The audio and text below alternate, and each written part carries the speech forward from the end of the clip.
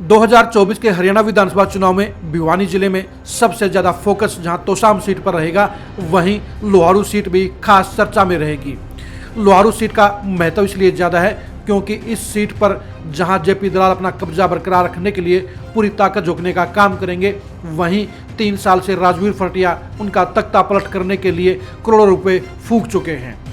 अब इस सीट पर तीसरे दावेदार के रूप में उतर गए हैं पूर्व आईएएस जगदीप सिंह। जगदीप सिंह पूर्व मंत्री बहादुर सिंह के बेटे हैं, जिनका पूरे इलाके में खास रसूख और खास पहचान है।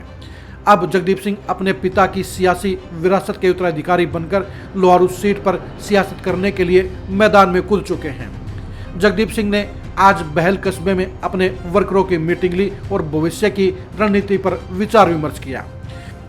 जगदीप सिंह को लोहारू की सियासत में डार्क हॉर्स भी कहा जा सकता है, क्योंकि लोहारू की सियासत जहां पर खड़ी है वहां पर इस समय साफ तौर पर 3 एंगल नजर आ रहे हैं। पहली सियासी ताकत के तौर पर जेपी दलाल अपने आप को मजबूत कर चुके हैं। उन्हें हराना बाकी प्रत्याशियों के लिए आसान नहीं होगा, क्योंकि जेपी दलाल ने टेल तक पानी पहुंचाकर काफ़ी किसानों को अपने पक्ष में किया है और उन्होंने इस सीट को पक्की करने के लिए अपनी तरफ से हर मुमकिन प्रयास किए हैं। उनको हराने के लिए राजवीर फरटिया भी कोई कोर कसर नहीं छोड़ रहे हैं। वो कांग्रेस की टिकट हासिल करने के लिए लगातार हुड्डा परिवार की वफादारी साबित करने में कोई कोर कसर नहीं छोड़ रहे हैं। अगर उनको टिकट नहीं मिली तो निर्दलीय प्रत्याशी के तौर पर भी 2024 के चुनावी दंगल में ताल ठोकने का काम करेंगे। तीसरा मोर्चा है आईएएस जगदीप सिंह का।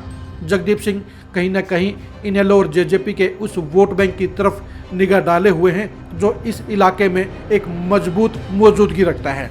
लोहारू सीट पर कई बार इनेलो का कब्जा रहा है। इसके अलावा 2019 के चुनाव में जेजेपी ने भी लगभग 27,000 वोट हासिल करके अपनी मजबूत उपस्थिति यहां पर दिखाई थी।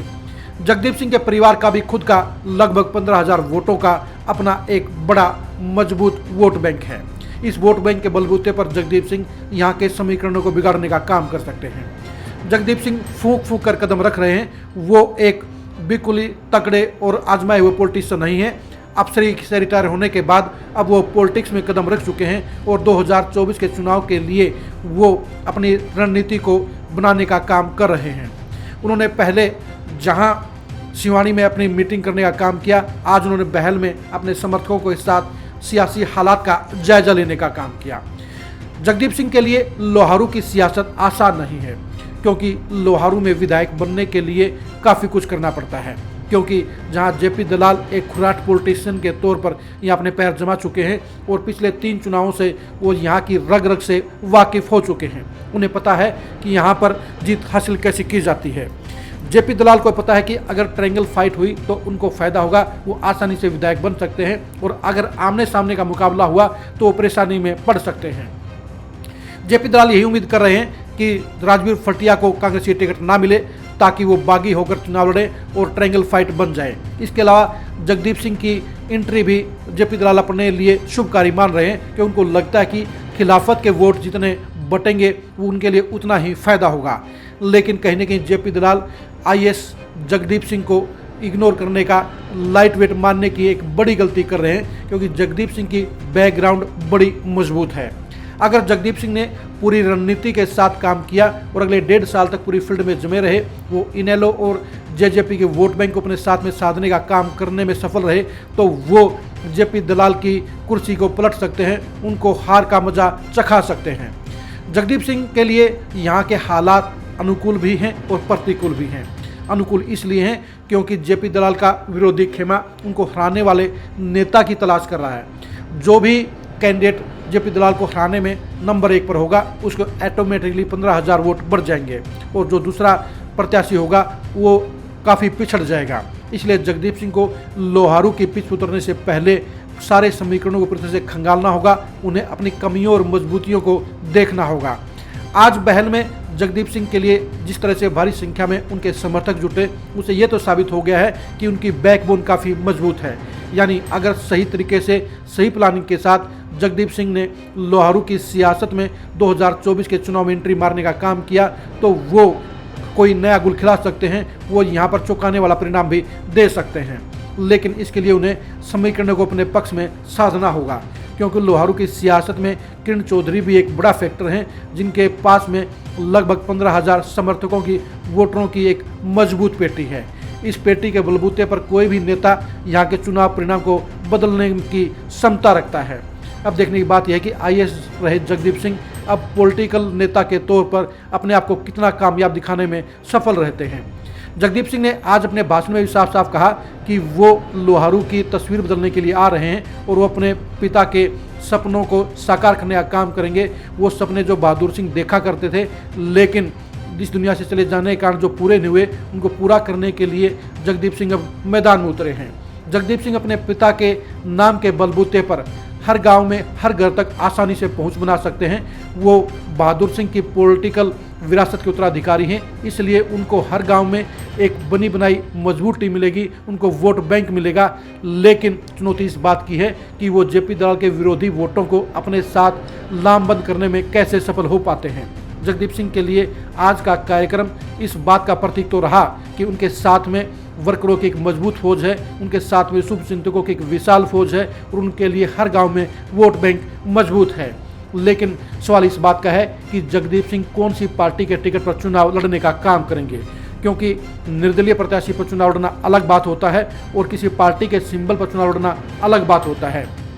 कांग्रेस हो या जेजेपी हो, दोनों के पास अपना वोट बैंक मजबूत है और इस मजबूत वोट बैंक के बलबूते पर आईएएस रहे जगदीप सिंह इस सीट पर जेपी दलाल को हराने का काम कर सकते हैं। बिना टिकट के जगदीप सिंह के लिए चुनौती काफ़ी मजबूत रहेगी, क्योंकि निर्दलीय प्रत्याशी के तौर पर जेपी दलाल को हराना काफ़ी मुश्किल रहेगा। जगदीप सिंह को यह भी उम्मीद करनी होगी कि कांग्रेस की टिकट राजवीर फटिया को न मिलकर सोमवीर सिंह को मिल जाए, क्योंकि उन हालात में फिर राजवीर फटिया भी कमज़ोर हो जाएंगे और जगदीप सिंह के लिए उससे आगे निकलने के आसार बन जाएंगे। जगदीप सिंह को यह भी तय करना होगा कि वो कांग्रेस की टिकट के लिए ट्राई करेंगे या जेजेपी या इनेलो में से किसी एक पार्टी की तरफ अपना रुख करने का काम करेंगे। जगदीप सिंह के लिए लोहारू में भरपूर अपने अनुकूल हालात मौजूद हैं, लेकिन इन हालात को भुनाने के लिए उनको अब मजे हुए पॉलिटिशियन के तौर पर काम करके दिखाना होगा। पूरे हलके में अपने वोटरों को खड़ा करना होगा, अपने आप को मजबूत प्रत्याशी के तौर पर दिखाना होगा, तभी वो जेपी दलाल को हराने में सक्षम हो पाएंगे, तभी वो राजवीर फटिया की चुनौती को तोड़ने में सफल हो पाएंगे। जगदीप सिंह के लिए जहां अपने परिवार की बैकग्राउंड और अपने पिता का रसूख भरपूर मदद करने वाला है, वहीं बाकी दो मजबूत प्रत्याशियों के सामने टिकने के लिए उनको खुद के अंदर भी काबिलियत और भरपूर दमखम पैदा करना होगा। सिर्फ आईएएस होने से या बहादुर सिंह के बेटे होने से जगदीप सिंह एमएलए नहीं बन पाएंगे। एमएलए बनने के लिए जगदीप सिंह को फील्ड का नेता बनना होगा। उन्हें अगले 1.25 साल लगातार फील्ड में मेहनत करनी पड़ेगी। उन्हें इनेलो और जेजेपी के वर्करों और नेताओं के बीच में अपने आप को सेट करना होगा। उन्हें किरण चौधरी का समर्थन हासिल करना होगा। उन्हें अपने आप को लोहारू का लोकल नेता बेटा साबित होना होगा, तभी वो लोहारू की पॉलिटिक्स में अपने पिता की तरह बड़ा नाम बनाने में सफल हो पाएंगे। उनके साथ में शुभचिंतकों और वर्करों की मजबूत फौज जरूर है, लेकिन उनके सामने जेपी दलाल को हराने की चुनौती है। उनके सामने राजवीर फटिया के करोड़ों रुपए के फंड का सामना करने की, उनको रोकने करने की चुनौती भी मौजूद है। अब देखने की बात यही है कि जगदीप सिंह और सियासत की पिच पर किस तरह की बैटिंग करते हैं, किस तरह से डिफेंडिंग पॉलिटिक्स करते हैं, किस तरह से अपने पिता के रसूख का इस्तेमाल करके, किस तरह से अपने पिता के पहुँच के अपने संपर्कों के उनकी साख को अपने साथ में सोचकर, अपने साथ में मजबूत ताकत के साथ में रखकर वो पॉलिटिकल तौर पर उसका इस्तेमाल करने का काम करते हैं। यानी लोहारू की सियासत में जगदीप सिंह की एंट्री एक चौंकाने वाला रिजल्ट भी ला सकती है, लेकिन इसके लिए उन्हें ऐसी पॉलिटिक्स करनी होगी जो लोगों को जेपी दलाल से बेहतर नज़र आती हो, जो राजवीर फटिया से कहीं गुना पॉजिटिव नज़र आती हो और जो जगदीप सिंह में एक बड़े नेता के तौर पर एक तस्वीर नज़र दिखाने में सफल हो सकती हो। यानी अगर जगदीप सिंह अपने पिता बहादुर सिंह की तरह लोगों के दिलों में बसने का काम कर पाए तो उनके लिए लोहारू की सियासत में विधायक बनने का सपना भी साकार होगा और वो अपने पिता की तरह बड़े नेता भी बन पाएंगे। लेकिन उन्हें इसके लिए सबसे पहले ग्राउंड की पॉलिटिक्स करनी होगी और लोहारू की जनता का दिल जीतने का काम करके दिखाना होगा। अब देखने की बात यह है कि जगदीप सिंह पॉलिटिकल पिच पर अपने पिता की तरह कामयाब होने के लिए अब किस तरह की मेहनत करते हैं, किस तरह से क्षेत्र की जनता को साथ लेने का काम करते हैं। लोहारू की सियासत को बारीकी से जानने के लिए आप लगातार खरी खरी न्यूज़ के साथ जुड़े रहिए। आप हमारे फेसबुक पेज को लाइक कीजिए और यूट्यूब चैनल को सब्सक्राइब कीजिए। नमस्कार।